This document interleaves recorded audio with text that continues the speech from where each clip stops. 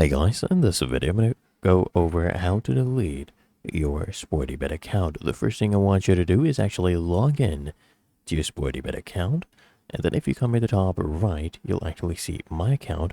I want you to hover over this, and then I want you to click on this last option, Safety and Security. That will redirect you to this page, and then I want you to click here on Deactivate. And then from here, you need to choose your deactivate reason.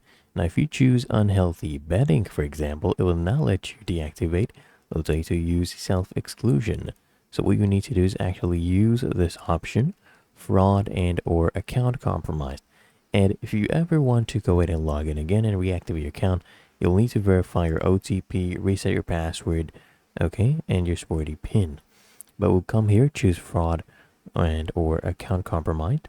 Then you come here, click on next, and then you just go ahead and verify your mobile number, and then you enter that verification code right here, and you will be able to delete your SportyBet account. So if you don't use it for months, then it will be permanently deleted after you go ahead and deactivate it.